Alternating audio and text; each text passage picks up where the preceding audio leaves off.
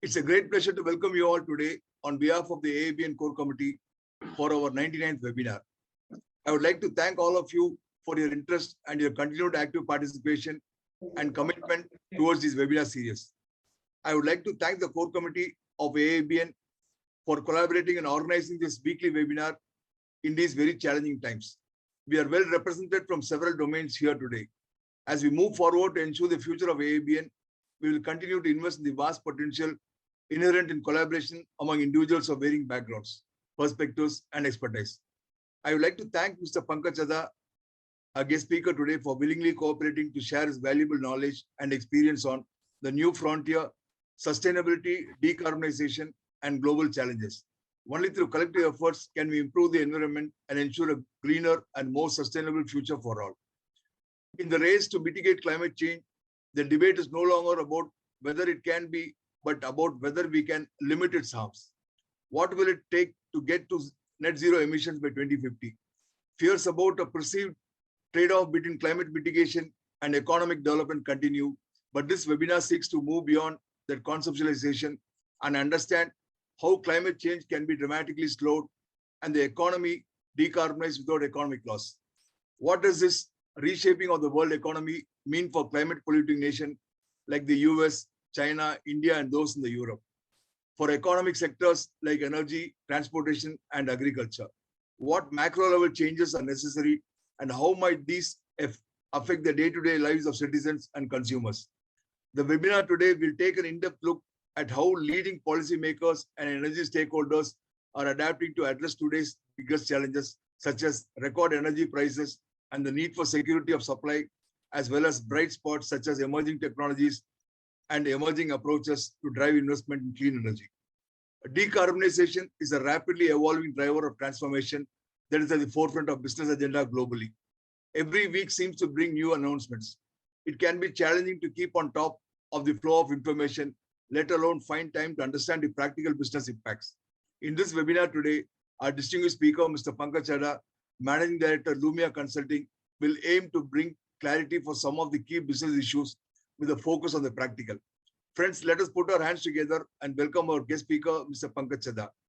At a juncture we find ourselves in today, there can be no one more fitting than Mr. Pankaj Chadha to address, enlighten, and take questions from this diverse group on the new frontier, sustainability, decarbonization, and global challenges, and interactive business networking session. Mr. Pankaj Chadha is an alumnus from Indian Institute of Technology, Delhi campus. He graduated the BTech degree in Chemical Engineering in 1983. He pursued advanced management program from IIM Ahmedabad in 1989 and then went to University of Leeds for advanced program on management under Chevening Scholarship in 1995.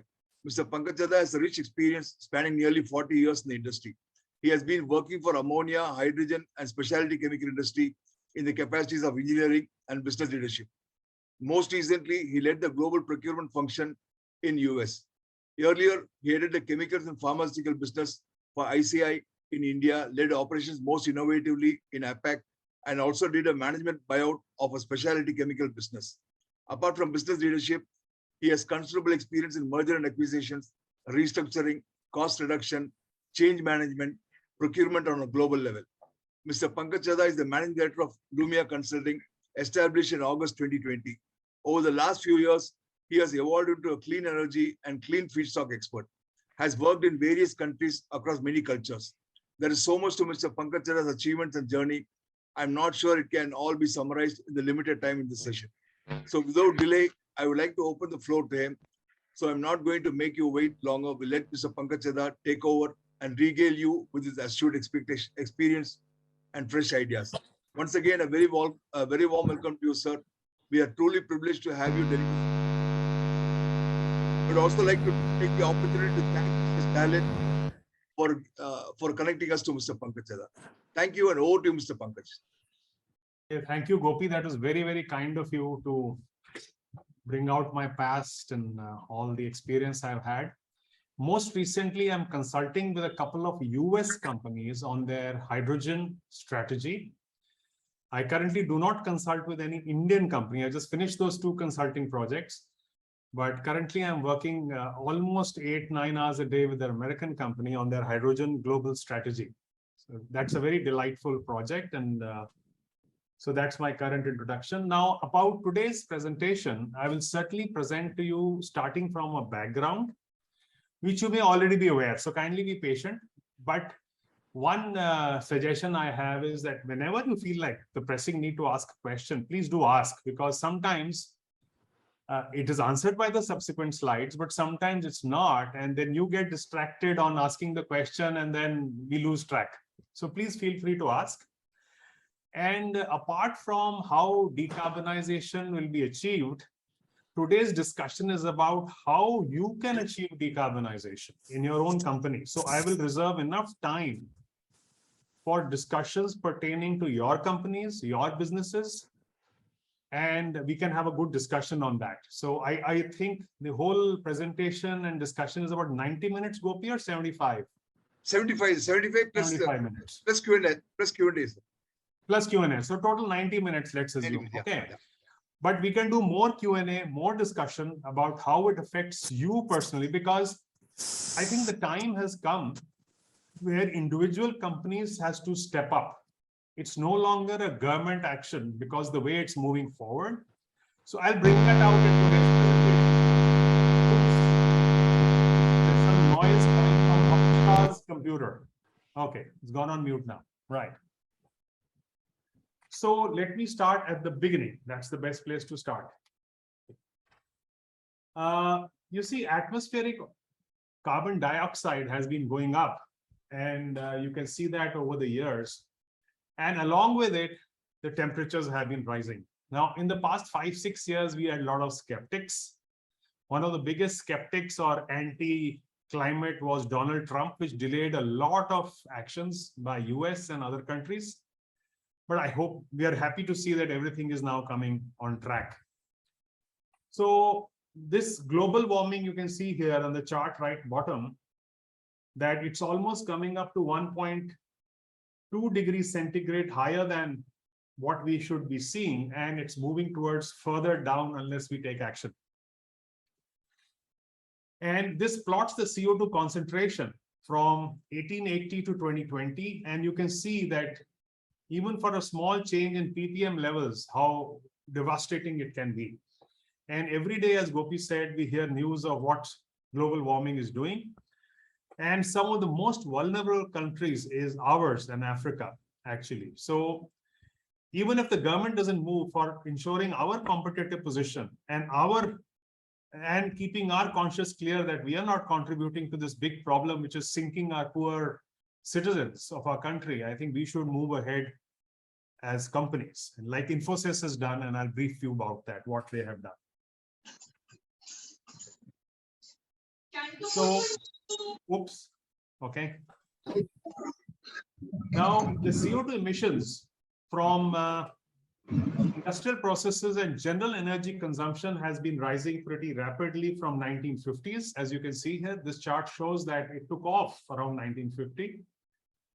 And it's reaching somewhere between 35 gigatons of CO2 per year. 40 gigatons is what I always remember because everybody estimates it totally differently. And 40 gigatons is leading to this sort of concentration of 400 ppm causing this. And this can keep moving further unless we take action. And there's a certain capacitance in the atmosphere and others. So this will start to impact a couple of years down the line. So even if you remain flat, the global warming will continue to go a little bit further. So we got to arrest this and reverse this. Now, which are the segments which are contributing a lot? Because there's always been a significant debate about or myths or certain misinformation being circulated by a lot of people as to what's causing global warming and what is not. So let me give you a little bit of introduction, then I'll go to the global stage. Now, Europe said in 2017, this is the split by subsector, which they are seeing. So you can see industry in Europe is the biggest contributor to CO2 emissions. Agriculture is also a big emitter, but transportation is not the biggest.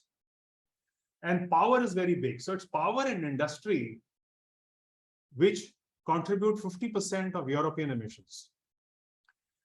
If you look at United States, it's again 50%. power and industry.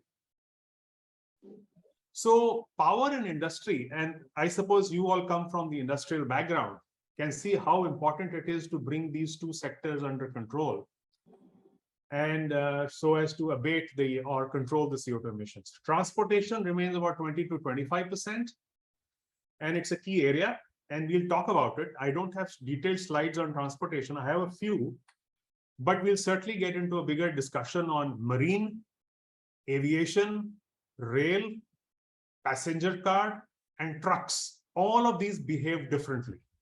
I'll take you through those as well. So combining the Europe and US information, and if you want to go onto a global stage, this is what each sector looks like. So energy consumption, be it in transportation, be it in industry, be it in buildings, be it everywhere, that's what the biggest contributor is.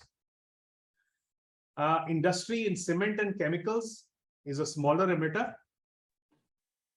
But I believe those in the chemical industry, if you take the lead and decarbonize your process, the whole world will want your products. And they'll pay a premium for it, because if you are in the export supply chain into Europe or North America, or Japan, Korea, for example, they are going to pay a premium because their customers do not want to buy anything which is emitting CO2. So if you're in that supply chain, I think it's very important to start acting on that. Now, this can be, you can segment this CO2 emissions in so many millions of ways. You can see this chart. You can see China electricity heat is big. China manufacturing and construction comes second. United States electricity and heat is third. India comes up here, electricity and heat. With China, US, India, Indonesia, agriculture and forestry emissions are a lot because of degradation of forests there. And look at all this. Look at all this segmentation which has been done. So there is no lack of information on what's causing what. And you can see there's a very detailed information set which is available in the world. So given that, so let's focus on industry and power being 50% and transportation being a fourth. So let's focus on that and move forward. Residential and commercial in India do not contribute much, but Western countries in Japan, Korea, they contribute a lot because of heating requirements. In India, the air conditioning is causing a lot of indirect CO2 emissions through electric power use. And that continues to grow because you can always feel the heat in India is now getting oppressive. So having done this segmentation, now CO2 emission, as you know, is not the only global warming potential gas. There are others as well. So there's carbon dioxide coming from fossil fuel use. There's carbon dioxide coming from other uses, some emissions from industrial use or direct emissions from any other area. But there's an indirect carbon dioxide and direct carbon dioxide emission from deforestation and decay of biomass. This is very critical. It's almost 17%. It's 1/4 of the fossil fuel use. So India saw a lot of deforestation earlier, but now we are getting better. We are stabilizing that. But decay of biomass is something which is a problem and a solution. Biomass has a problem because it emits methane. And methane is 30 times more potent than CO2 in global warming. There are a lot of projects coming up in the Western world to harness this methane and add it to the natural gas network so that the industry and electric power can benefit from decarbonization. They are not believing in distributed gobar gas plants for villages to use it, etc. But they're in the rural sector, but they are piping it into the natural gas networks. And they're giving significant CO2 credits for using this gas. So in fact, an industry can go negative on emissions. Even you can go negative on emissions if you were to use the decaying biomass gases. So that's a big opportunity and a solution. And we can talk about that India has a lot of gobar and how you can harness it through digesters. We have a lot of agricultural waste. We have a lot of manure. So there's a lot of potential here. There are a lot of methane emissions coming from natural gas networks. It's coming from recovering natural gas from mines. And there's a lot of methane coming from abandoned coal mines. You know, there's a lot of methane in coal mines. We all know that from our school books. Now, as more and more coal mines will get shut down, because coal is a big emitter of CO2 out of this fossil fuel use, I'll come back that how coal is the biggest emitter, is that so there are a lot of projects in Europe and USA where they are collecting this methane, which is coming out from the mines, compressing it, cleaning it, and again pumping it into the natural gas networks. In fact, one company I'm aware of is planning to use this, and this also gives negative emissions. If you use normal natural gas, when you burn it, you get positive emissions and you'll have to pay taxes, etc. on it. But when you burn this gas, you'll get negative. You can get carbon credits for it. So coal mine methane, decaying biomass, all these are great opportunities. Nitrous oxide, as you know, is the most powerful global warming potential gas, and fluorinated gases, of course, is a very good action taken by the world many years ago. And it is that action.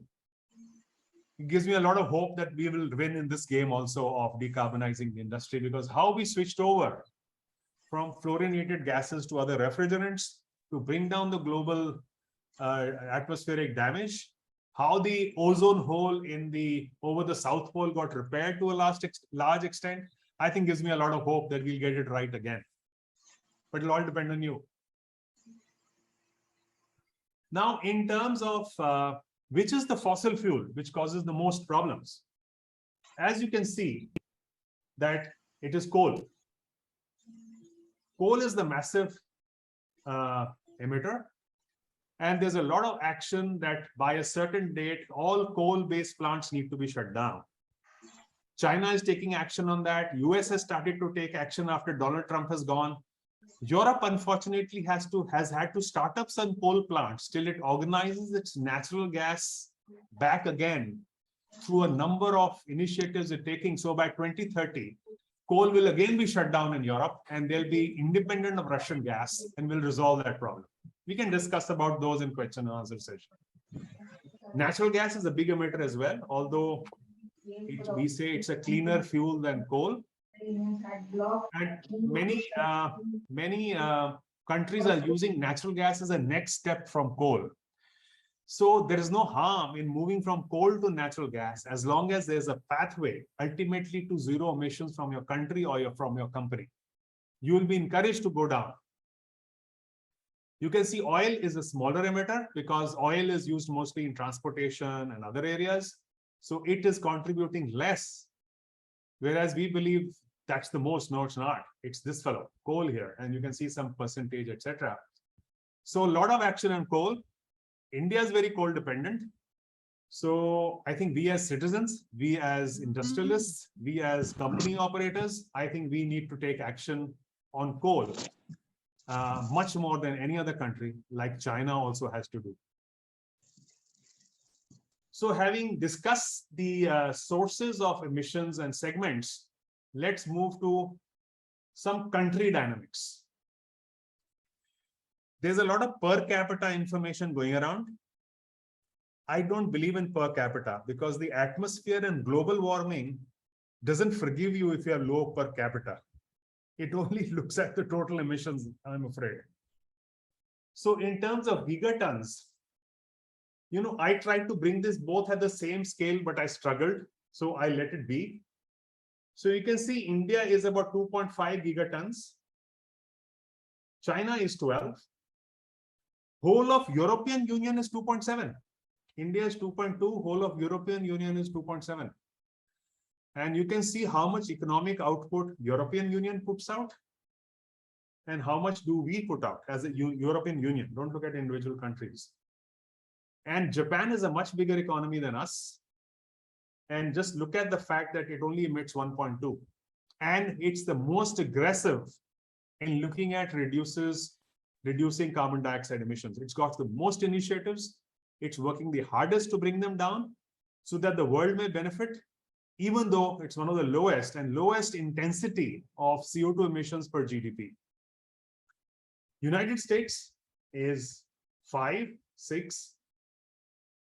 Again, as you see that United States is about 2.5 times our emissions, but in terms of economy, they are 10 times. So when they produce goods, they do it more efficiently, and they use appropriate fuels. They're taking a lot of action. So I'll tell you what actions they're taking. So I think we have to keep in mind that we are very fossil fuel dependent in our GDP. And I don't think that's news to you, you know that, but our emissions per GDP are very high. But let's look at total gigatons of CO2. So we are a very significant emitter. And these are the countries which are the big fellows. And if we can bring all this down, it'll be great. So out of 33 gigatons of industrial emissions or whatever, it's 7 plus 3, 10 plus 11, 11 plus 12 is 23, and 2 is 25. So these are the major fellows. Now, who are the most vulnerable if this goes on? You see, as you're very well aware, you are all technologists, and some of you many years my senior, that CO2 emissions don't affect locally. So it's not that China emits, so China will suffer. We all suffer because of China. We all suffer because of ourselves. We all suffer because of US or whatever, and everybody suffers because of each other. It's a global thing. CO2 spreads out and affects the temperature rise equally, but it impacts countries differently. Now, this slide is informative and it's directional. So there are no huge numbers in this, but there are a lot of explanations why some people are more at risk and some people are less at risk. So if you look at the large countries, we are the most at risk, large countries. I'm not talking about all these nations in Africa, which are much smaller and there'll be more risks, but we are going to be the most affected amongst those large countries who are the biggest emitters. And the reason is that if you can see the temperatures in India rising and affecting agriculture, and they will start to affect agriculture as the global warming crosses 1.5, crosses 2, all our agriculture will move northwards. The Deccan Plateau, the southern areas will get affected. The northern areas around here will get baked, absolutely baked. So we'll have a big problem on agriculture. Our poor citizens of the country will find who do not have access to air conditioning, and a majority of the people don't have access. They will start to suffer health concerns, etc.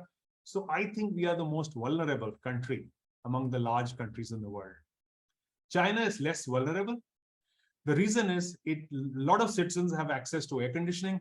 Their per capita income is much higher than ours, so they can afford more so-called luxuries, which will become necessities. They have a more economic muscle to tackle all of these. So I think they'll be less affected than India. Australia, Europe, United States, Canada will be least affected. They're rich countries. They can take a lot of actions. They don't have people on the coastlines. Like Bangladesh is red here, absolutely, because the coastline is going to be absolutely destroyed as oceans rise, as a lot of these glaciers melt and pump more water into the oceans. So I think we got to be leading this fight rather than be trailing it as a country. So in terms of net zeros, United States, Canada, all these are committed to 2050. China is talking about 2060 and India is talking about 2060, 2070. But if we don't lead this, our people are going to get baked. So I am not a great fan of the fact that we are committed 2070. I think we have to take actions faster. And I'll bring out how we are trailing in those actions, and I'm encouraging the industry to take actions. And it'll be a profitable venture for you. It'll not be cost.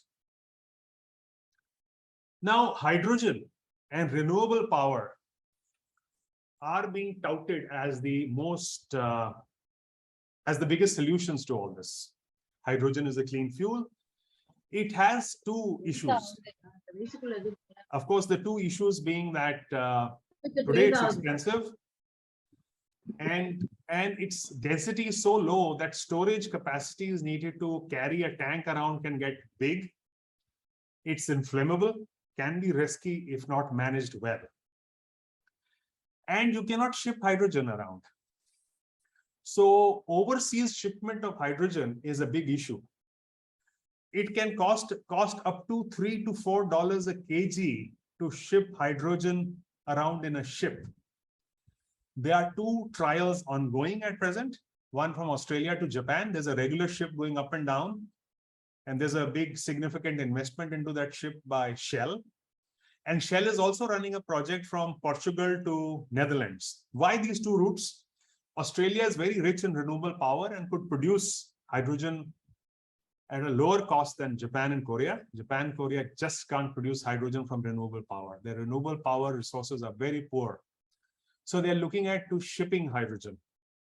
Similarly, Northern Europe, the renewable power resources are not as good. Electricity is going to cost $60 a megawatt hour to produce in Northern Europe or even higher, whereas Portugal and Spain could produce it at $30 to $38 a megawatt hour. So they were thinking of producing that hydrogen in Portugal and Spain and shipping it to Netherlands. So they are trying to do that. But you can always do it as ammonia. Ammonia costs much less as shipping. But then there are other issues of handling ammonia, and there's a large element of non-combustible, non-energy giving component of ammonia, which is nitrogen. But ammonia seems to be the next bet after hydrogen when it comes to, especially when it comes to shipping and transportation. I'll come to individual technologies and what it is costing to produce and how it's evolving. But this is what it looks like in terms of where hydrogen could be used up to 2050, how it's going to grow. So as you saw, industrial energy, mobility, heat and power, industrial feedstock, power generation were the biggest emitters of CO2. And so they are going to be the biggest users of hydrogen.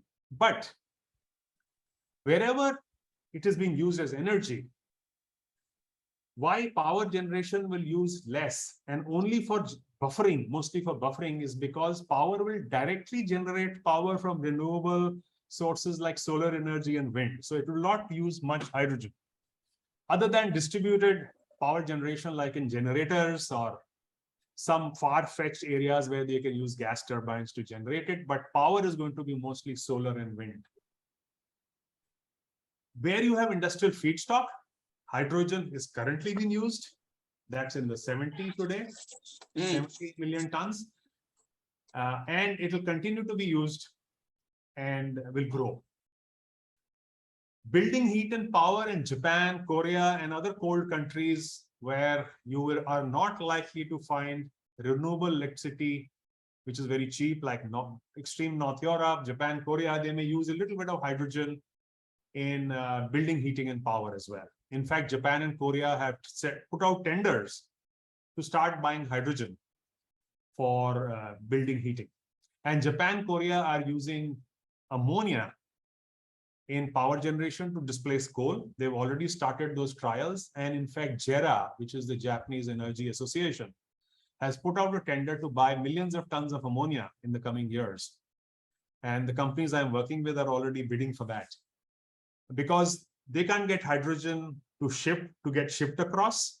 The only thing they can get ammonia, and ammonia can be burned directly in furnaces.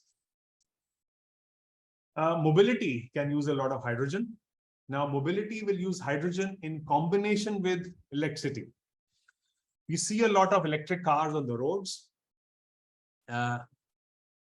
In fact, currently, are electric cars reducing pollution in India? No, they're increasing pollution in India. And why? Because they are using the coal-generated power to recharge their batteries instead of oil directly, which is a lower emitter of CO2 for the same energy.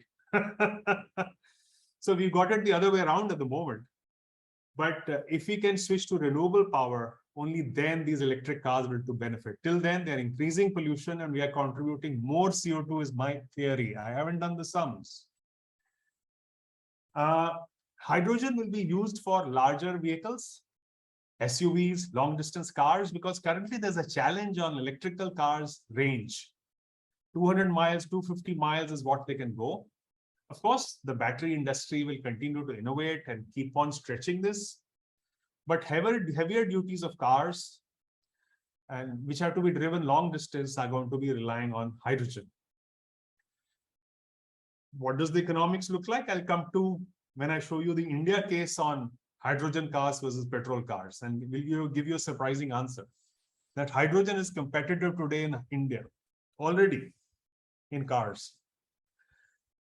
Large trucks which carry a lot of load and travel long distances, especially in the US, they travel for days, are going to be hydrogen dependent because battery for that size of a truck is very, very large.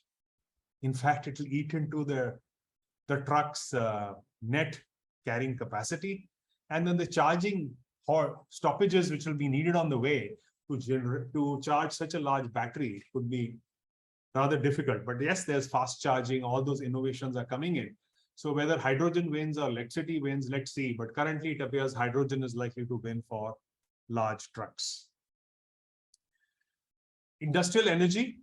Now, wherever you have heat being generated from natural gas or other sources as high-grade heat, not low-grade heat. Low-grade heat, hydrogen can't compete.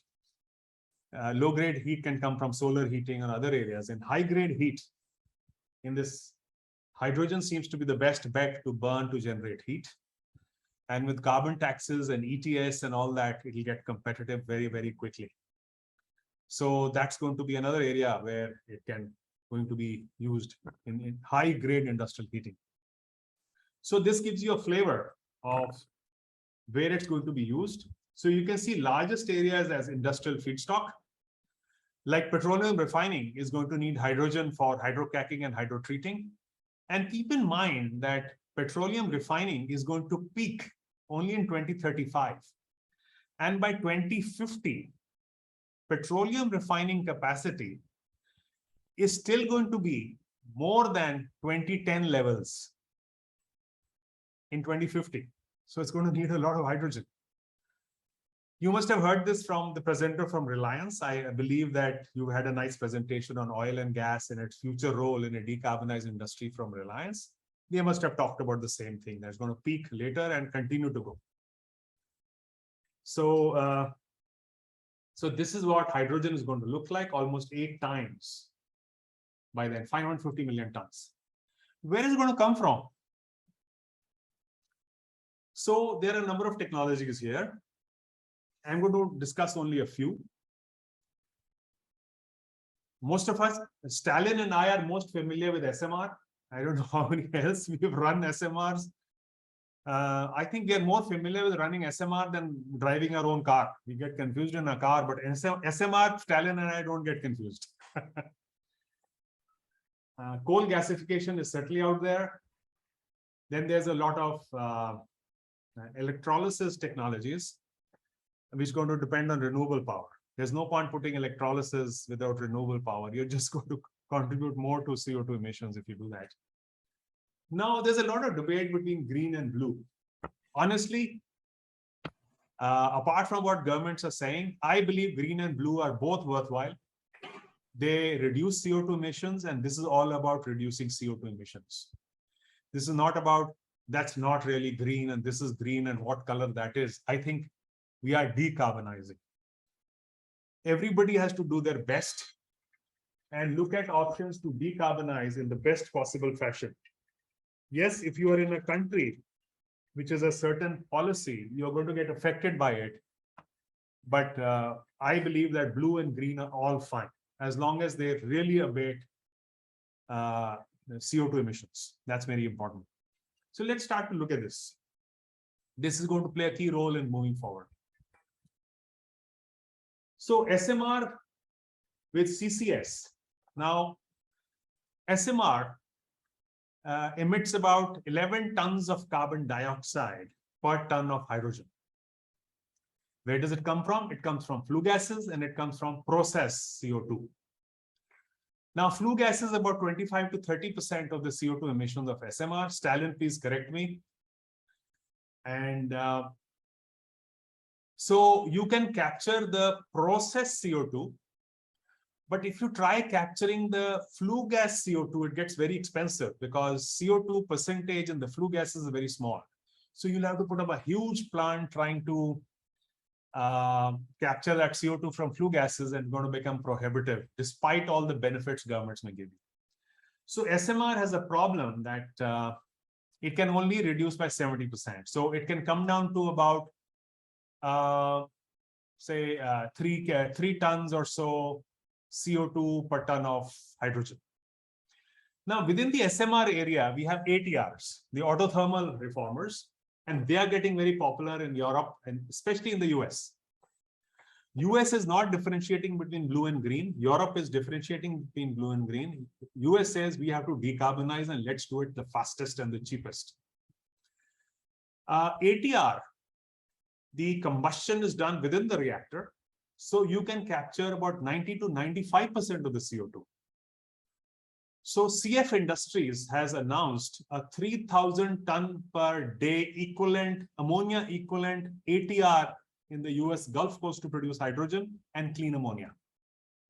They're going to capture the CO2, and they are very competitive in cost at that scale. They are one of the cheapest producers of clean hydrogen at that scale. It's an ATR plus CCSU. So this is what the ATR plus CCSU is going to look like. In fact, the cost of production is going to be $1.3 a kg or even lower. US has the cheapest natural gas prices in the world. Currently going through an increase because of the pull from Europe. But as the solution stabilizes, we are talking far out, it'll again come back to $5 a million BTU or so. So this is the reduction which we expect from SMR to ATR and what cost they can produce. And this is 95% removal of CO2. Coal, very challenging to remove CO2. It can give you low cost, but the CO2 emissions continue to be high. So this is unlikely to be a solution going forward, because the emissions are still going to be more than SMR. So let's not talk about that. Let's talk about the SMR, ATR plus CCS and alkaline. And then I'll talk to you about a very new technology which has built the first commercial clean hydrogen plant in the world. I'll come back to that. Hold your suspense at the moment. So electrolysis, you can see production cost ranges from $6 to $10 a kg. And this is based on $50 per megawatt hour of renewable power cost. Now, there's a range here. Some of the regions which have abundant solar power, say India, okay? If we were able to build to scale, the trick here is scale. We could bring the hydrogen cost of manufacture down today to $2.6 to $3.6 a kg in the renewable rich zones.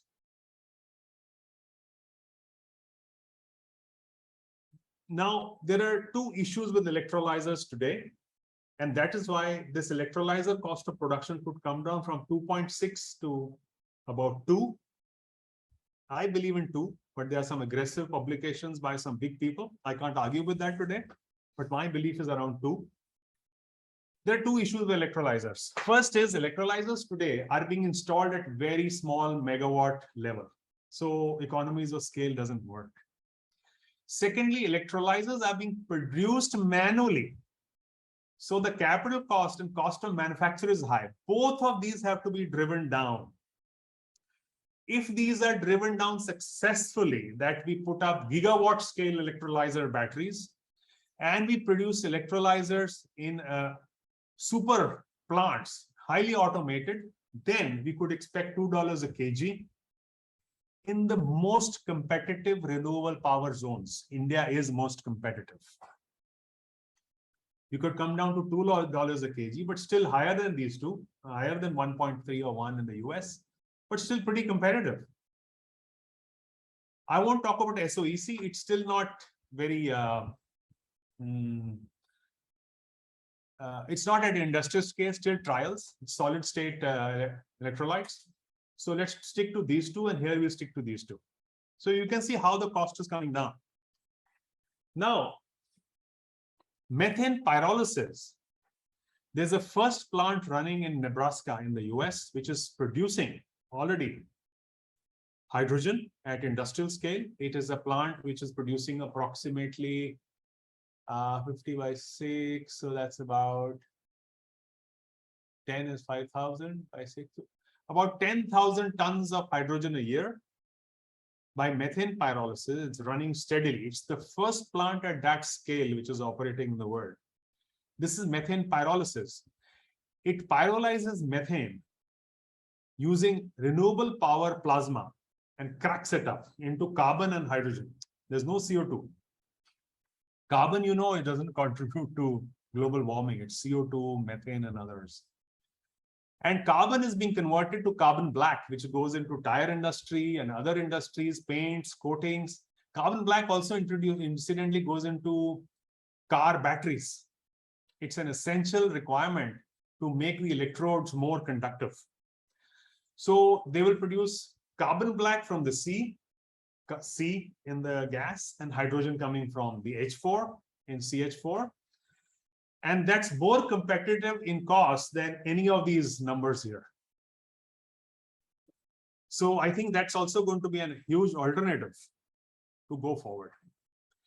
And they plan to run it on renewable natural gas coming from decaying biomass and coal mine methane. So the emissions are not going to be some 0.5 kg per kg hydrogen, but they're going to be negative. So whatever we emit from India, they're going to pull it down and convert it to carbon black and hydrogen. So this is what the benchmarks are. Do remember these numbers as we go forward. And so in general directional terms, where is the hydrogen going to come from in the future? From which technology?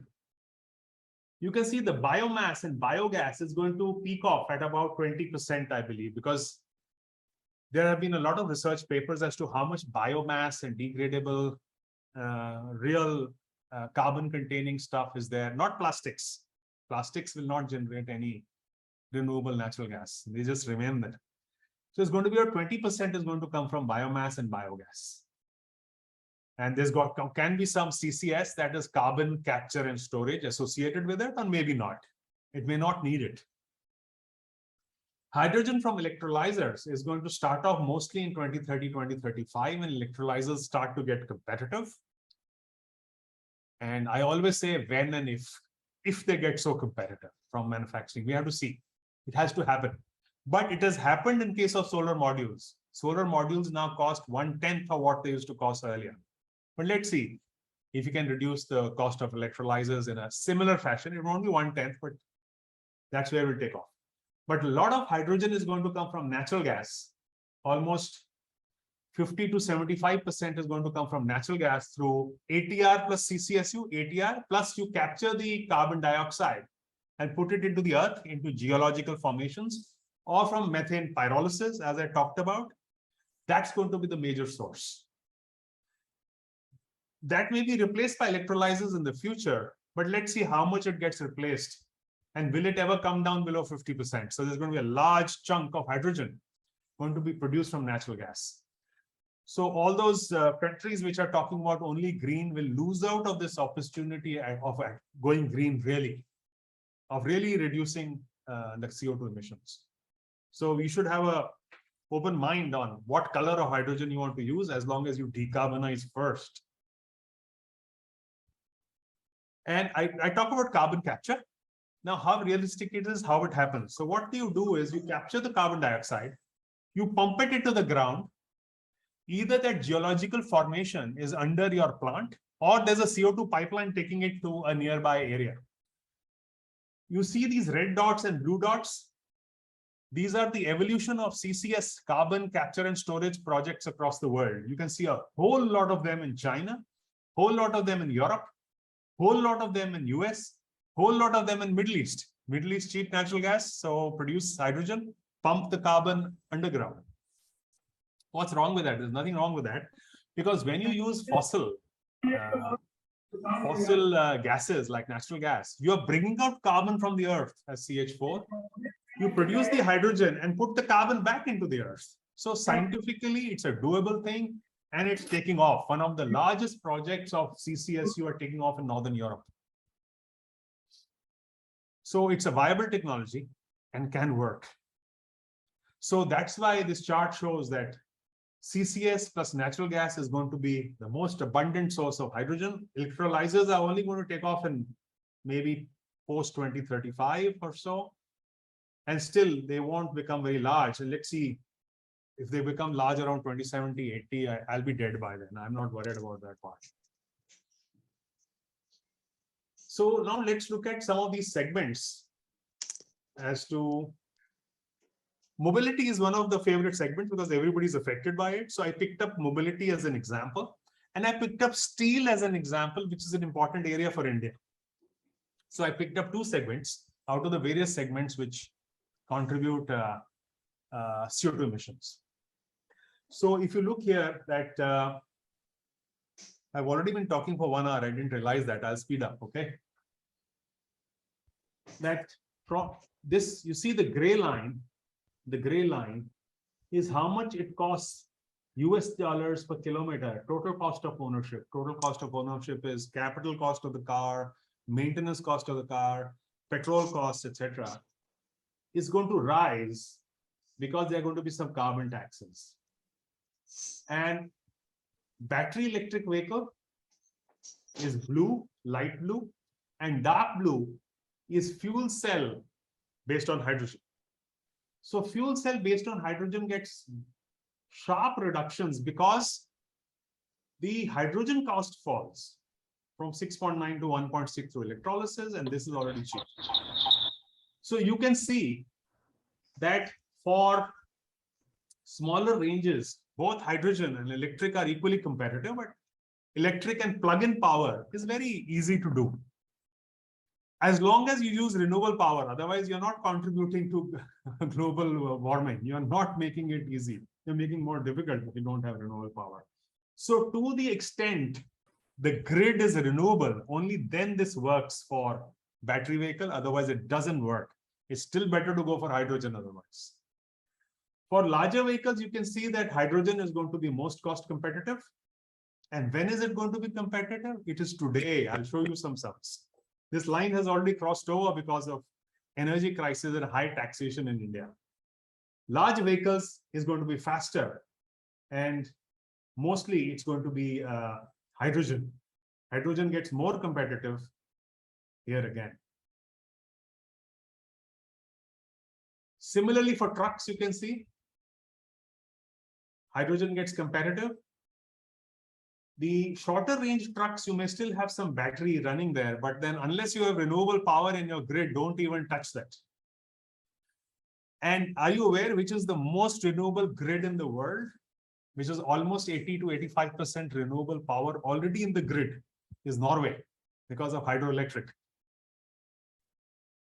So Norway, if it changes to electric cars and electric trucks, it brings down the carbonization of the world, and in fact aids and assists in reducing carbon emissions. And Norway has the highest sales of electric cars in the world. 70 to 75% of new cars are electric cars being sold in Norway. Now in India, let's look at how the petrol sums look. So I did some quick sums. The conversions are very challenging and very mind-sapping when you do. Petrol, I'm assuming in India is 100 rupees a liter. Energy content of petrol is 12 kilowatt hour per kg. Density is 0.77 kg per liter. So price per kg is 130 per kg because there are less kgs in that. And price in energy terms is 130 per kg divided by 12 is 10.8 rupees per kilowatt hour. Okay, let's look at hydrogen. Even if you assume hydrogen in India today is $5 a kg, while India could be at 3.5 with current technology. If it's $5 a kg, it's 400 rupees a kg. Hydrogen energy content is 33 kilowatt hour per kg. So price in energy terms of hydrogen today in India could be $12 a kilowatt hour.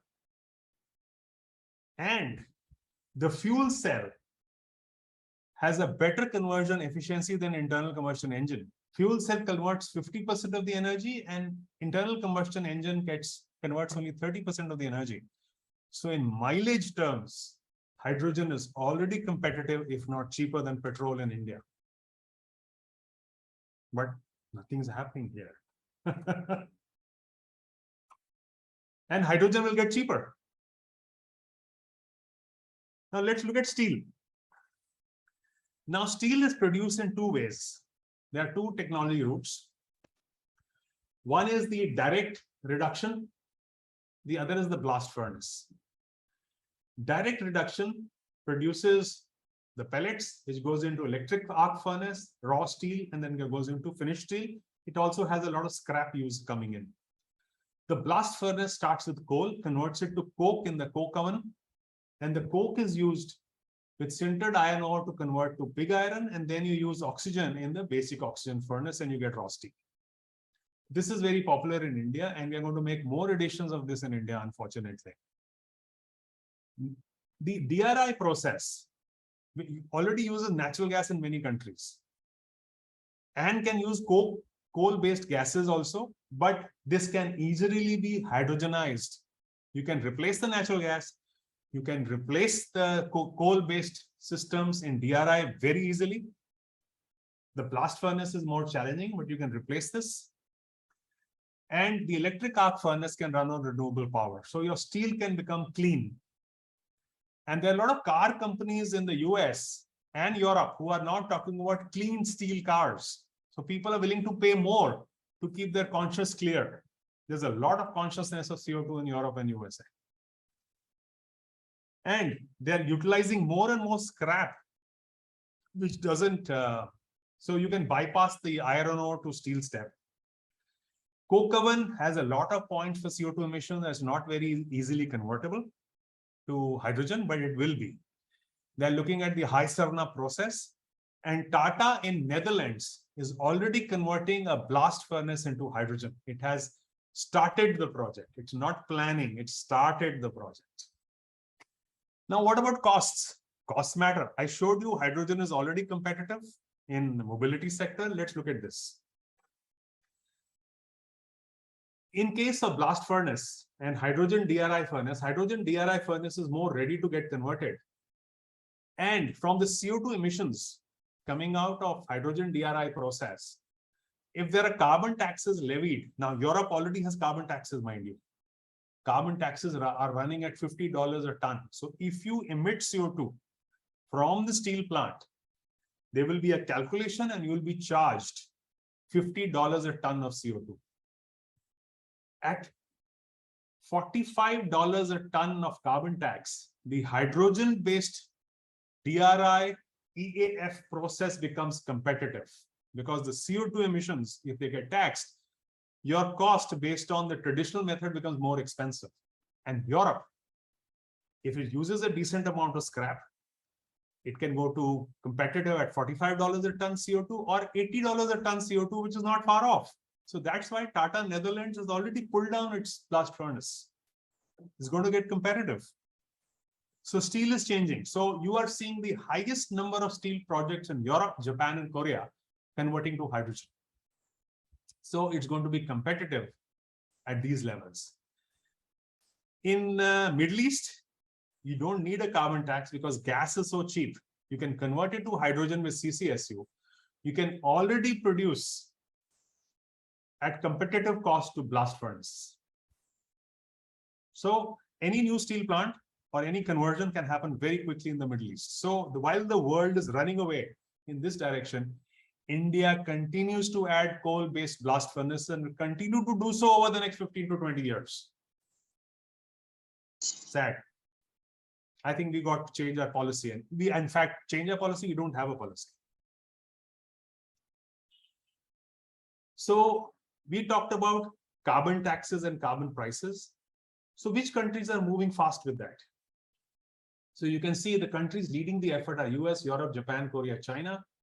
And segments which are leading the effort is power generation because you're adding About 20% of the power in the US is already from renewable sources. Norway is already renewable because of hydroelectric. Europe is adding. Industrial sectors is converting, especially refineries are scrapping their old SMRs and looking to buy hydrogen. Mobility has started to move, especially in Norway with clean power, but with hydrogen fuel cells. Toyota Mirai is a hydrogen-based car. Mr. Gadkari drove it into the parliament as to show to people. I think that's given a lot of information to people. So these are the countries which have moved ahead with taxing carbon dioxide, or having a trading system. China, even Kazakhstan, whole of Europe, Canada, US is going in a different way. US has announced $3 a kg benefit for hydrogen. They are saying, we are not going to tax you, but we'll give you a subsidy on hydrogen to make it competitive. So if hydrogen costs $2.6 a kg in southern US, because it's rich with solar energy, at $3 a kg benefit comes from US when they have negative cost of hydrogen. So you can do hydrogen and cleaning motivation by taxing or by making hydrogen cheaper. They have gone the hydrogen route and they will not implement the carbon tax. And these are not giving subsidy to hydrogen, but they're taxing CO2. So both are explicit ways of mobilizing the change. So this is a big gray here. India. Pakistan also is working with an ETS, believe it or not. So this is a carbon pricing map of 2021, how each country is moving. Brazil is moving ahead with ETS or carbon tax under consideration, and so it's moving forward. These are already the carbon taxes which are implemented in the world. Finland has a carbon tax of $65 a kg.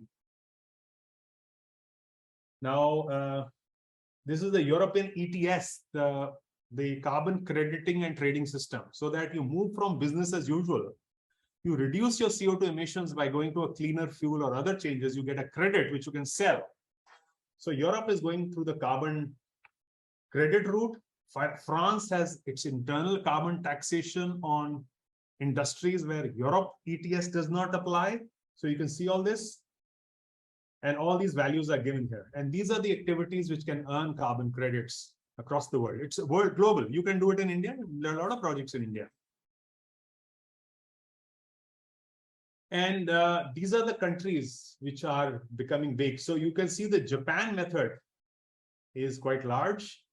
The VCS, which is an American method, is quite large. The CDM method, global CDM method in United Nations is reducing because the American system is taking over, but they're fairly active. China global method is taking off. Republic of Korea is taking off. Republic of Korea, South Korea, Quebec, Beijing, all these, Alberta, all these have a carbon crediting system, locally generated and locally traded. So what's going to be the impact on Indian industry? You see, if Indian industries and exports is going to have an issue, because Europe and US are considering a border adjustment mechanism, that if you produce unclean products and send them to Europe, the CO2 emissions associated with that product line will be taxed like duty at the border, because they do not want to give an advantage to countries who are not getting clean quickly, or companies which are not supplying clean products to sell cheap in Europe. Because what it will do, it'll reduce production in Europe, which is clean because of carbon dioxide, and encourage unclean production in a third country. So by 2025, Europe is going to pass that law of carbon border adjustment mechanism. So Indian exporters will get affected. So if you're in the export industry, you better move to a cleaner method of producing your product, not to defend against this carbon border adjustment mechanism, but being on the attack to be the first and sell your products quickly. Become the cleanest in the world. Why wait? Grab hold of this opportunity, because otherwise China is again grabbing this opportunity. Then there are global companies who will buy your products in India. Global companies have targets of their own. There are 300 companies in the world which have declared their targets of carbon emission reduction. So they can't buy carbon dirty products in India. So if you're supplying to a multinational, you better clean up your product very quickly. So China is well ahead. So I think we should move ahead pretty quickly, not wait, but we have to analyze our industry situation, analyze our costs, look at solutions. You can't do it by yourself and seek help on this. So this is something which is important. And so, which is the biggest, one of the biggest exporters from India? It's Infosys. So Infosys has already declared in 2011 to United Nations to become carbon neutral. I don't have a progress report from them. I look for one. But they are already moving ahead because they know Microsoft is doing this. Their competitors in Europe are doing it. And unless they say that they are a green or clean company, they're going to face border adjustments in Europe. Now, how are your emissions mapped from your manufacturing industry? There are three emissions which take place: Scope 1, Scope 2, Scope 3. There are consultants in the world established and licensed to assess your emissions. Like I said, an SMR, a steam methane reformer, if you assess today on Scope 1, only Scope 1, and you measure these sources by an established consultant, you will get 11 tons of CO2 per ton of hydrogen. Methane pyrolysis unit does not emit 11 tons, it emits half a ton. So you look at the difference. So people will buy hydrogen from them, isn't it? And ATR will emit only 1 ton or 1.5 tons the carbon capture. So you can assess your own load on the products. Like that big companies in United States in plastics area or polymers area, which are planning to convert to clean ammonia from a gray ammonia, because their customers in Europe do not want nylon 6,6 or other products made from unclean ammonia. They're going to put duty on it. So therefore, they're already moving, searching for clean ammonia. And there are 2 plants in the world making clean ammonia today. So this is really going to take off with high prices. How much will clean ammonia or clean hydrogen get a premium price? It is equivalent to the carbon tax, right? So just keep those mechanisms in mind. So Scope 2 are if you buy power. Now, most of you are buying coal-based power. So you have a lot of Scope 2 emissions which you don't know of. So if you buy an electric car, you will have a lot of Scope 2 emissions from your electric car because you're CO2-based electricity. And Scope 3 is business travel, employee commuting, but the world is not looking at the Scope 3 at the moment. It's looking at Scope 1 and Scope 2. So you must look at your Scope 1, Scope 2 and reduce that down. Like Infosys is saying that it has assessed Scope 1, 2, and 3 and will be carbon neutral. So how can you become carbon neutral? A, modify your process, or B, buy carbon credits to the extent of your carbon emissions. A customer will allow that.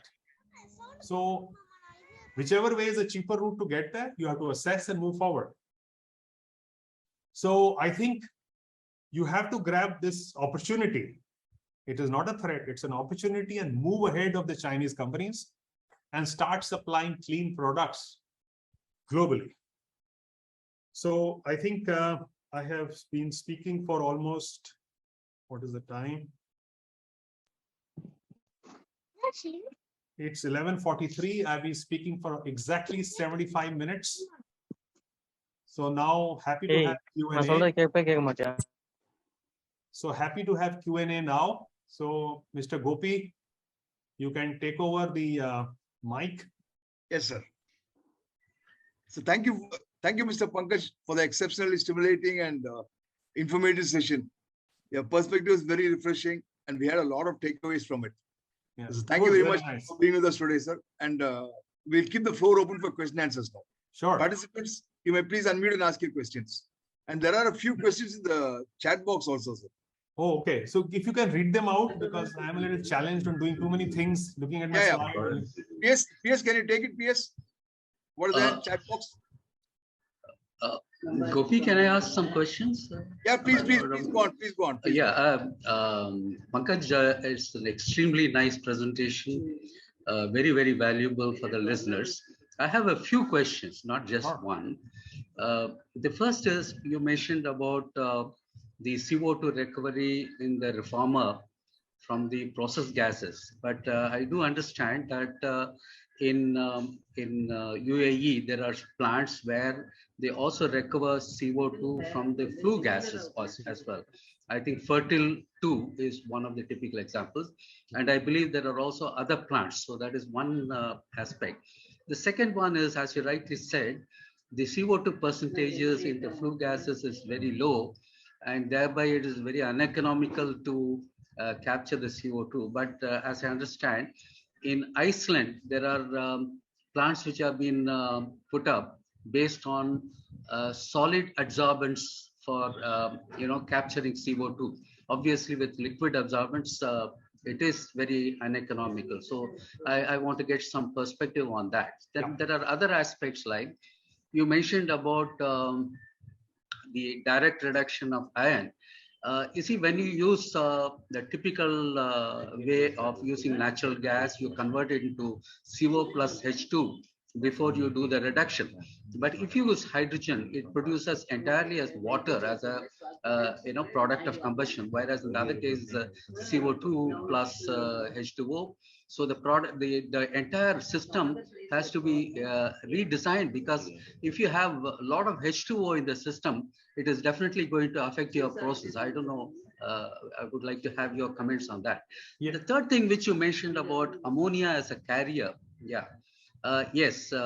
Today, most of the ships have changed from diesel to ammonia as a fuel. I'm sure you must be aware of that. So, but the thing is that when you burn ammonia, it is not only that you produce water, but also produce oxides of nitrogen. So I would like you to address this question as well. Of course, I do have other questions, but I would like to first listen to you on these aspects before I answer. Sure. I'll answer all those questions.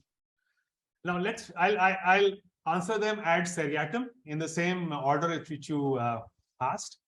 So first of all is recovering CO2 from flue gases. Yes, it is possible to do. Now the question is, will you be competitive if you do that? You will get clean hydrogen or ammonia if you're an ammonia plant. And will you be competitive is the question. Now in the Middle East, you could be close to being competitive because your natural gas is very, very low cost.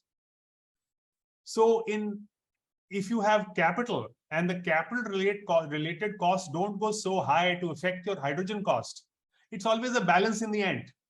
So hydrogen, the cost of manufacture I presented there is called LCOH. It's called levelized cost of hydrogen.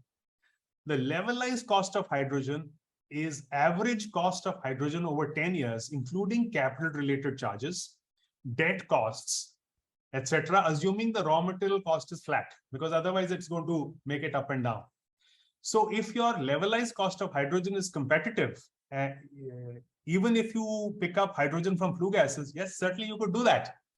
But there are significant doubts about that getting competitive, despite the low natural gas costs in Middle East. Yes, you can do it, but will you be competitive is the question.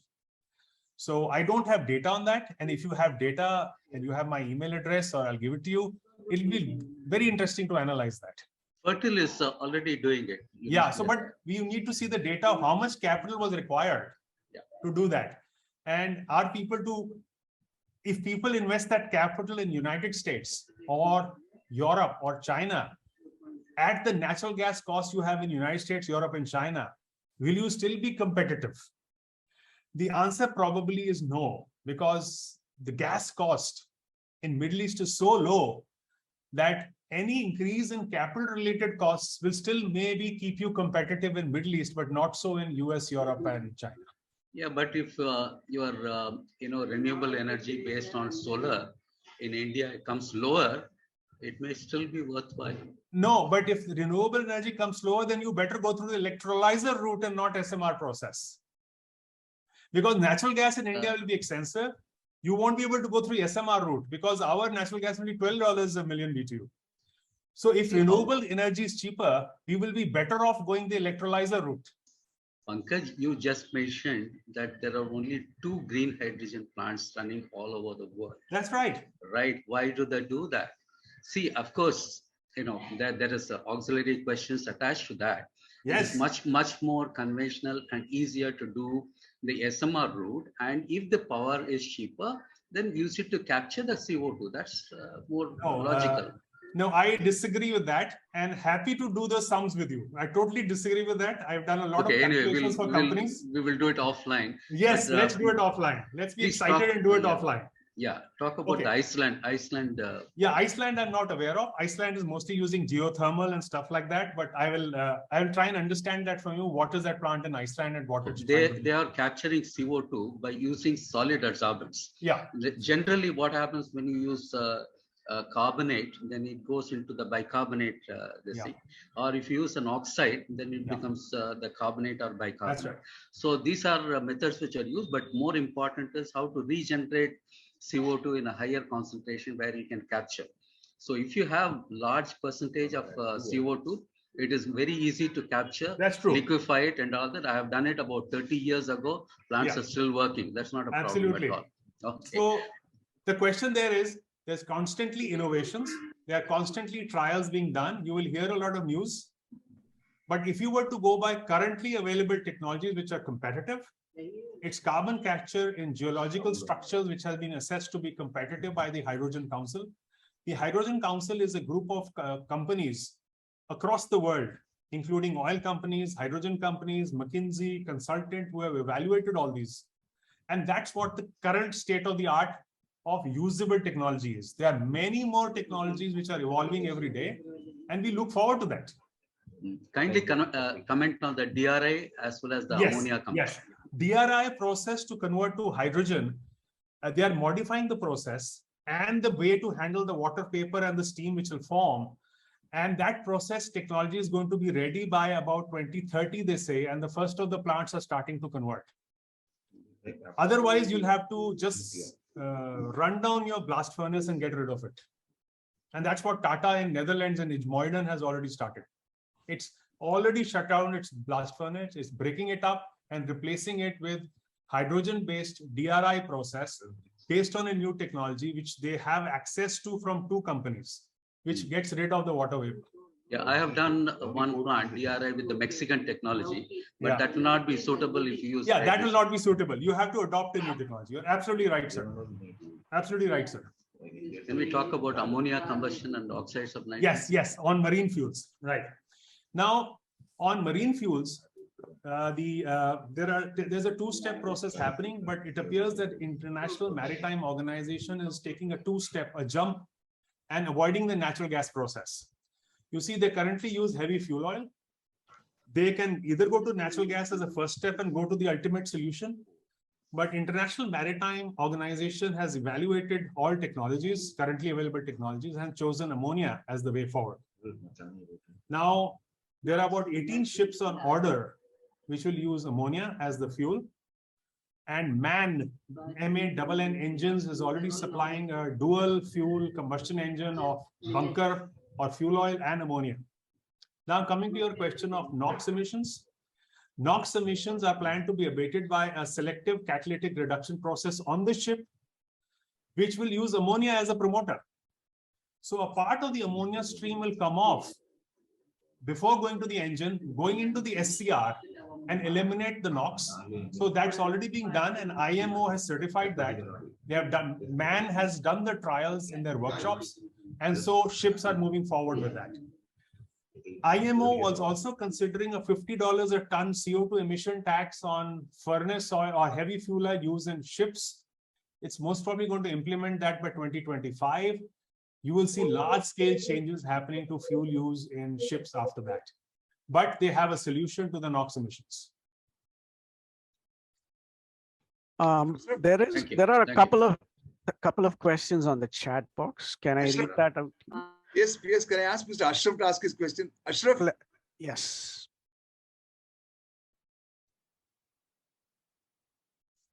Ashraf, you may unmute and ask your question, please.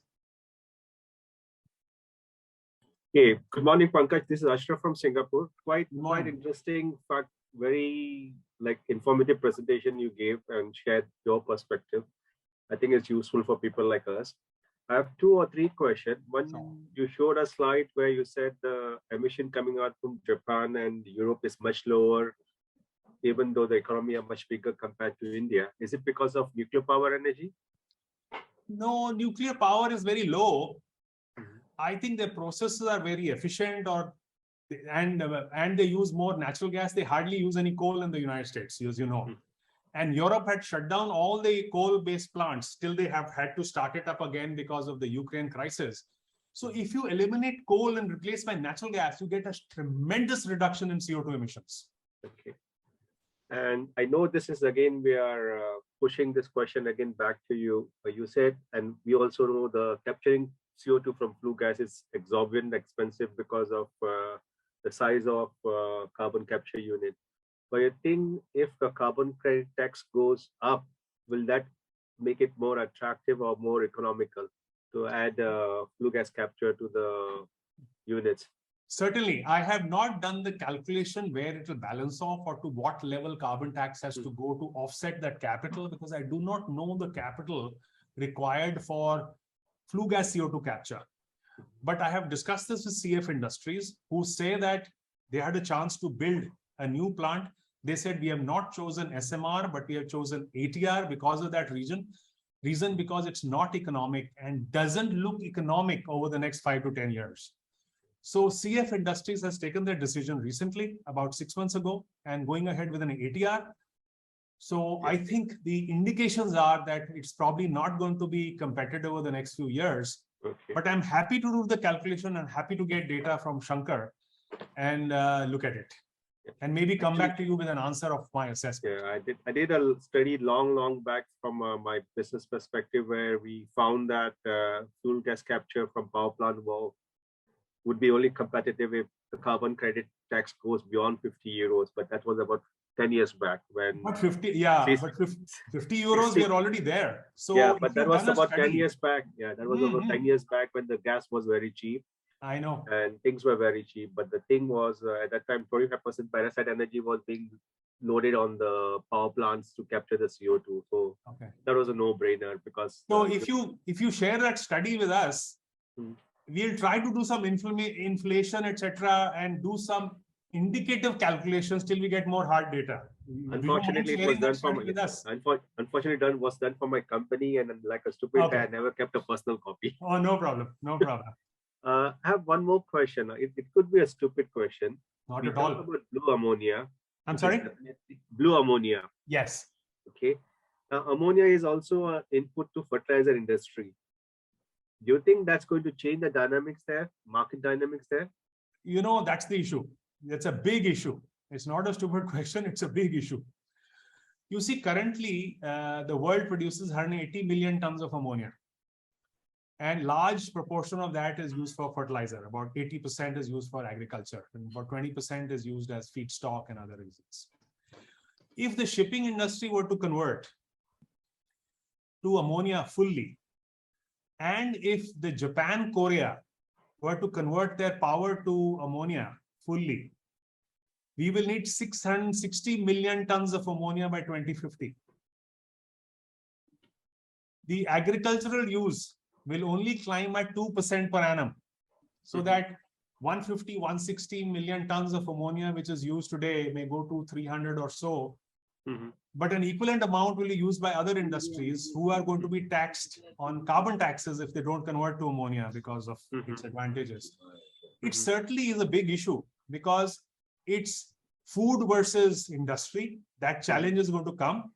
And secondly, who's going to build those ammonia plants with such a big expenditure? So that discussion is still open. It's certainly a very valid point, and we don't have answers at the moment. I just wanted to add, a typical 2,200 tons per day ammonia plant requires 850 megawatts of green energy, that is renewable energy, if you're going for a green ammonia. If this has to happen, the number of green energy plants which you have to put out is something stupendous, impossible. Yeah, it becomes huge.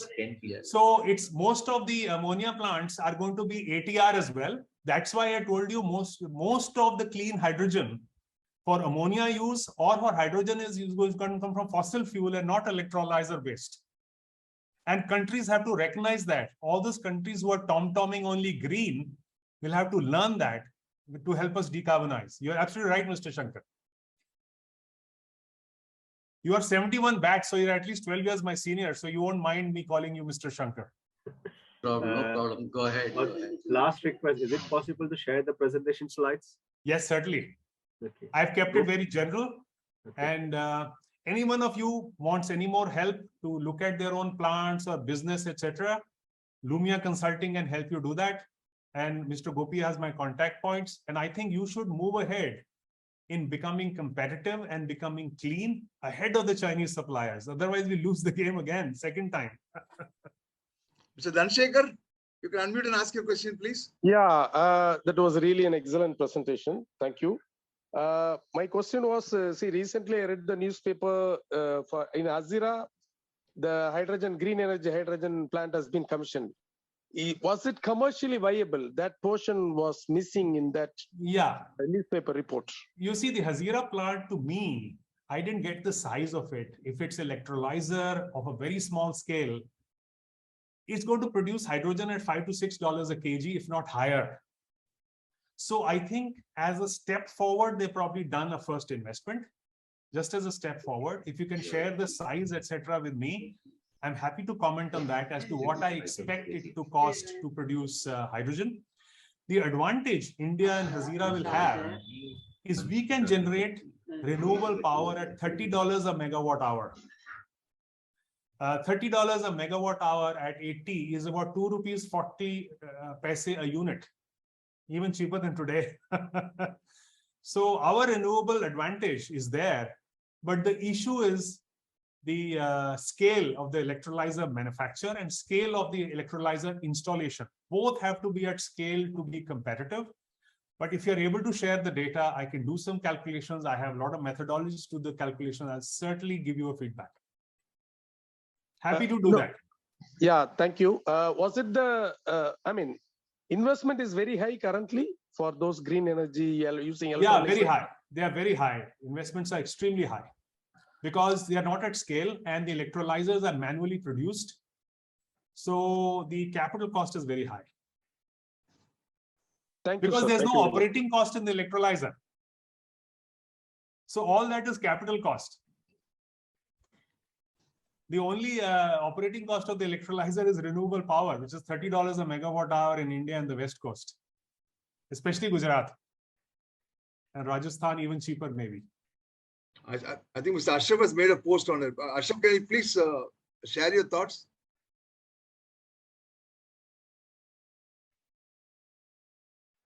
Yes, given the capacity as 45 kgs of hydrogen in the How much? plant. 45 kg of hydrogen. Per? Just a minute, let me read. The plant will produce 45 kg of green hydrogen daily. Oh, that's a minuscule lab scale plant. Yeah. Through an alkaline electrolysis process, which will be used for PEM, active consumption in the company's Hazira manufacturing. Yeah. That's 45 kgs a day. You should compare with 1,100 tons a day, which is the commercial ammonia, commercial hydrogen plant in the United States. Pankaj, can I ask a few questions? Oh my God, now I'm in trouble. No. All simple questions. I'm sure there must be a lot of projections with more and more green or blue hydrogen coming up. In the world scenario, how much of percentage this hydrogen will take over compared to the present situation? Yes.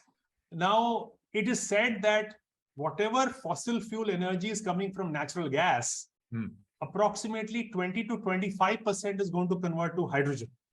Okay. There are two separate calculations. One is done by the European Union and one is being done by the Natural Gas Council. There are two independent calculations which indicate 20 to 25% replacement of natural gas by hydrogen for fossil energy basis. So there are other uses of natural gas for reforming, etc., which are not a part of this, only as energy use. Okay.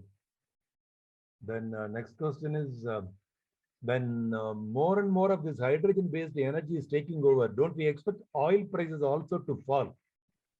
Yeah, oil prices will certainly should be expected to fall, but oil has been a predictor's dilemma. They can never predict. So they will curtail output and Yes. keep the price high as long as they can earn from it. But it's very difficult to predict. I can't predict that, Stalin. Okay. Then you are also mentioning about some border taxation in case of products which are not carbon clean. Yeah, is it not a kind of violation with WTO? I'm not sure. I'm just No. asking. No, How is it? it is not a violation of WTO. European Union has sought a clarification. Oh. They say they are imposing the same taxes locally to local production. And therefore, it is not a violation. It is not a specific application of taxes to a global source. Okay. Because a local producer of producing equally dirty product will get the same carbon tax. Okay. Okay. So there is no differential treatment and the WTO. No, no treatment, because no difference of treatment. Okay. Okay. Then you are mentioning about hydrogen as an alternate fuel for automobile industry, automobiles, let's say trucks and others. So is it in the liquid form or as ammonia? No, liquid form of hydrogen.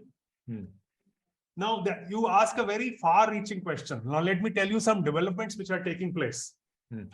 I think you have some insight to them, but let me answer nevertheless. Yes. That currently the calculations are all being done of liquid hydrogen using fuel cell technology. Okay. And using in trucks and vehicles. Now, currently, there are no commercially competitive fuel cells on ammonia at present. Yes. But there are two developments taking place. Mitsubishi Heavy Industries is developing a turbine, a gas turbine, which will directly burn ammonia. So you neither have to use natural gas, you neither have to use hydrogen. Okay. You can directly use ammonia for power generation, and the first power plant, 60 megawatt power plant, is planned to be put up by Jurong Island Port Authority in collaboration with MHI and JERA, the Japanese Electricity Association. So this gas turbine is going to solve that power generation technology to some source. I did not present today because it's the first one being talked about. Let it prove itself. Once I have some insights on the data, I'll let you know. Now, the second thing which is happening, which is going to answer your question, is they are trialing out fuel cells to directly use ammonia. Now, if fuel cells directly use ammonia, then even trucks could use liquid ammonia. Yes. So it's just one step behind gas turbine. And it's two steps behind the hydrogen fuel cell, but it's certainly coming up. If it can use ammonia, ammonia will be less challenging to distribute, transport, and pump into the trucks, etc., because it will be at minus 33 degrees centigrade and some equivalent pressure of 18 bar. You and I know that, Stalin, how ammonia liquefies. Yes. But hydrogen has to be minus 235 C at atmospheric pressure to liquefy. Yes, it has its own challenges. Yes. Okay. So today I took the opportunity of just surface touch these topics. If you want to dive deep in each of these topics, I can talk to you for 2 hours, and I have huge slides and presentations and calculations. Rajendran, do you have a question, Rajendran? You are from the renewable energy side. Yeah. Go on. Rajendran.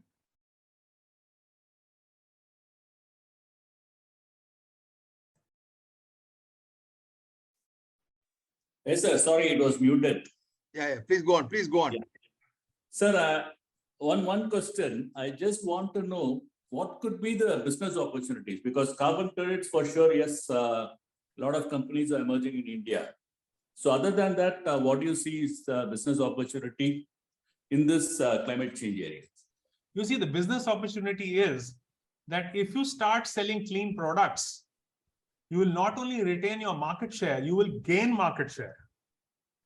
Because first movers, early movers who do this carefully with a long foresight are going to be competitively successful and be challenging to the other suppliers of the same products you sell.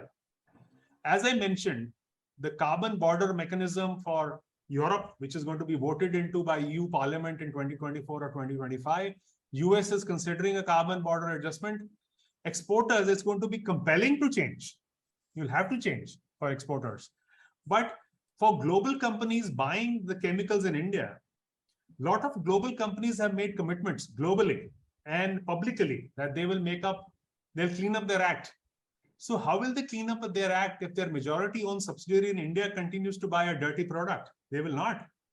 So if you're supplying to a multinational, you should be in discussion with them, with the global organization, not the Indian organization, which may not have all the inputs, to see that, do you need to produce clean products to supply to them locally?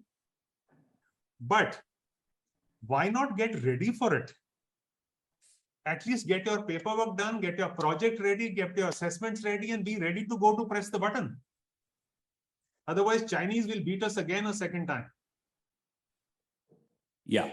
So one more question. I'm not a chemical engineer, but I've been speaking to some people of late, and they're saying that the distilleries, what we have here in India, the methane which is coming out of the distilleries can be converted to hydrogen. Yes, absolutely.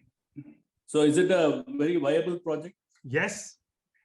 You see, as I presented, this biomass and biogas, you can see my screen? Yeah.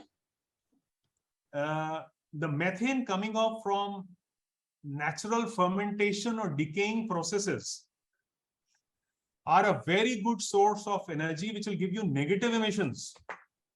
So not only your emissions will come down from 5 tons per ton of product, it'll come to -2 or -3 if you use such gases.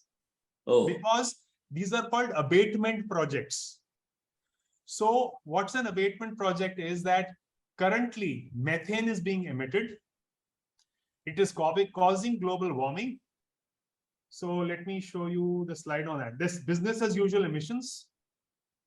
And if you are able to take business as usual emissions, BAU is business as usual emissions, down by diverting that methane, just diversion of that methane will give you carbon credits itself. And if you do your life cycle assessment, you see your assessment of emissions from your product is a document called a life cycle assessment. I don't know how many authorized agencies are there in India to do a life cycle assessment. I'm not sure.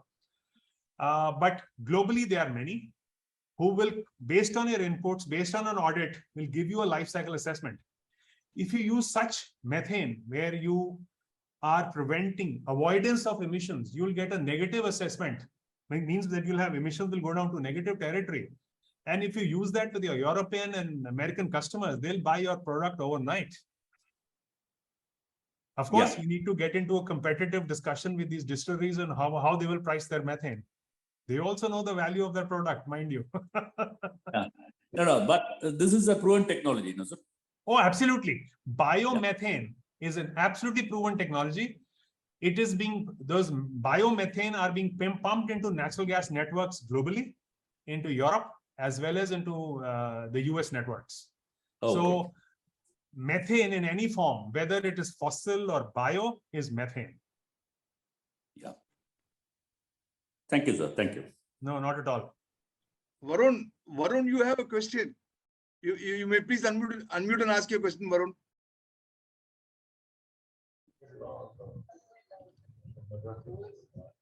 Varun?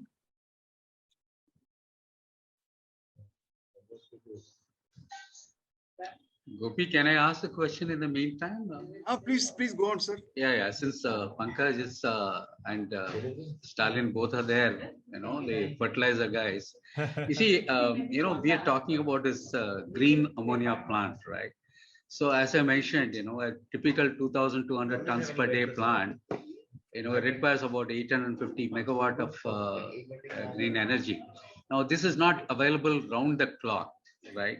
So unless for the balance of the time when these are not available, is also coming from a green source, you cannot really call it as a green ammonia. Yes. Generally, when you don't have this, absolutely. when you don't have this power, or you take it from the grid, and I know you have some arrangement. But alternatively, if you are going to produce ammonia, you can use that ammonia also to generate that power. You are right. Let But me brief you. You are yeah, right. but the problem, Pankaj, is that today the ammonia cost has gone from $300 to much beyond $1,000. At this cost, is it really viable or something? It's Yeah. very important. So let me answer your question in many answers. First of all, I would suggest you use clean ammonia and not green ammonia. Reason is there isn't going to be much green ammonia because green ammonia is only from electrolyzers. The hydrogen has to come from electrolyzer and then you convert it to ammonia. There isn't going to be much green ammonia. You can have clean ammonia or blue ammonia, which is come from fossil fuel, and that is produced round the clock through methane pyrolysis, through CCS, etc. So, but now coming to your specific question, even for that small quantity of green ammonia, you're absolutely right. Now, the most recent rule by European Union is that you will be allowed to call it green ammonia only if you have hour-to-hour matching of clean renewable power source, hour-to-hour matching. You cannot do it over a 24-hour cycle. So that they are making it even more challenging for themselves and their companies. You're absolutely right. So this power generation and buffering is what is a part of the renewable power generation industry today.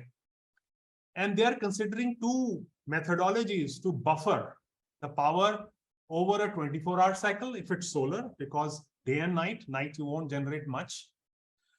And for wind is going to be cyclical throughout the day, through a season, through a year. So they are considering two technologies as a part of levelized cost of electricity. These two technologies are battery storage or hydrogen storage, because they will not go to the stage of ammonia.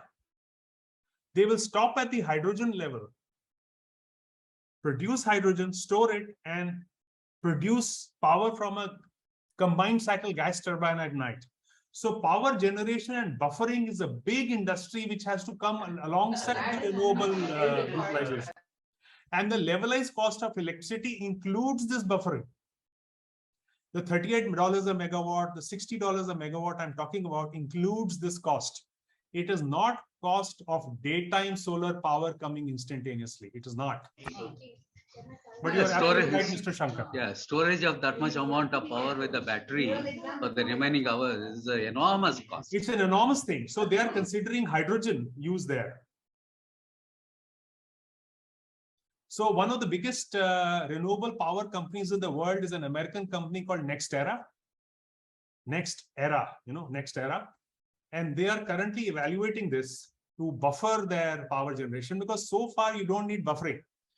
Buffering you will need once your grid becomes 50 to 60% renewable, because at that time you'll have to start balancing generation and consumption. Till then you don't need to buffer.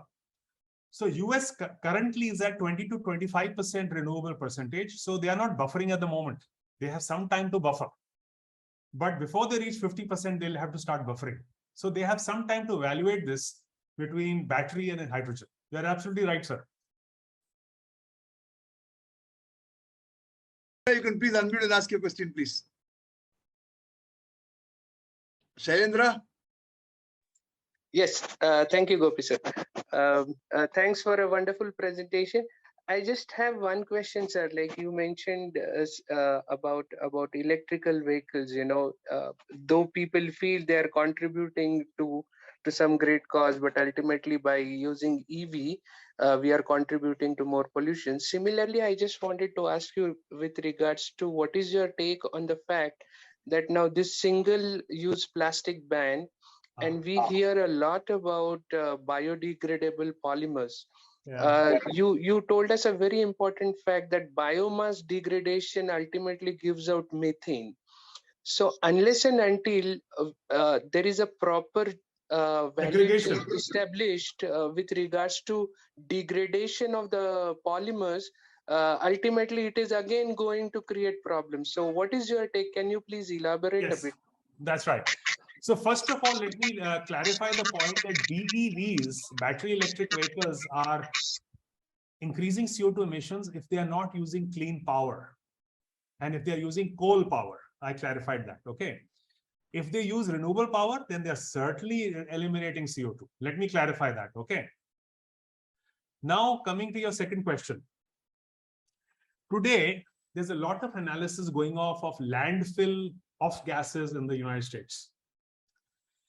Landfills and those mountains of garbage you can see at the exit of Delhi and exit of each urban city in India is a mixture of plastic and biodegradable materials.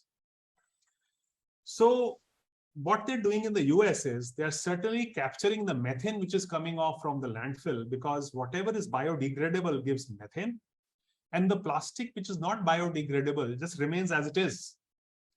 It does reduce the efficiency of the landfill to generate methane, but they can handle it. Whatever biodegrades will give them methane, plastic will not. It remain as it is, and over the years, they will manage that degradation and segregate out the plastic and do that. Of course, if you can segregate the plastic and the organic waste, it helps.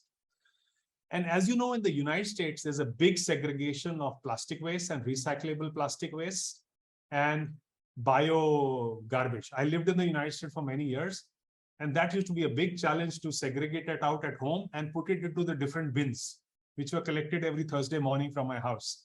And if you don't segregate it properly, the guy who's driving the truck will fine you. So yes, you're right. Segregation will improve the efficiency of a landfill, but it will still allow you to generate methane and renewable methane from the landfill, which you can use. And you can do an avoidance of methane emission from the landfill and get negative emissions on your process. Segregation will make it more efficient. Certainly, sir.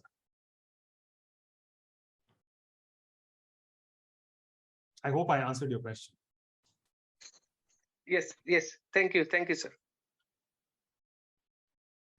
Anyone else has a question? You may please unmute and ask.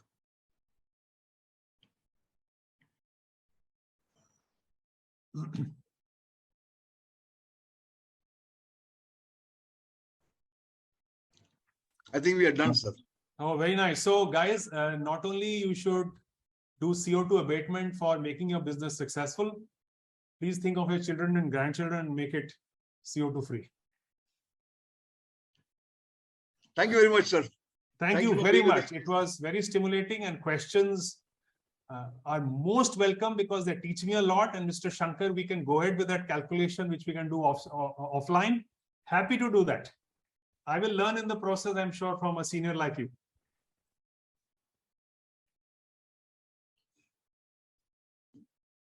So, Stalin sir, you want to say a few words, sir, before we let Mr. Pankaj go? No, I am really happy to listen to Pankaj after a long time, because we used to have hours of discussion on various subjects. And even today's presentation, as far as I'm concerned, is only just a beginning. I'm going to have a lot of personal discussions with him on this topic later. And as he said, this is only the iceberg, and we will have a deep dive much later. But I am sure that others also can feel free to contact Pankaj anytime to get more knowledge on that. And we are all very happy to have had such a nice presentation from Pankaj today. No, thank you, Stalin. And Mr. Gopi has my phone number and my email address. For phone number, I suggest sending a WhatsApp, because I often work in different time zones. I may not be able to pick up your phone if I'm in a different time zone. But Stalin, I would be seeing you most probably in November, as I said, and we can have some nice discussion face to face as well. Sure. And we'll call you back one more time, sir. Certainly. Happy to do so. Happy to do so. Thank you very much, sir. I'm a big believer in this, and if I can contribute in any way, in any small way, I would love to do it. Sure, sir. Thank you very much. Thank you very much. Take care, sir. Bye-bye. Bye.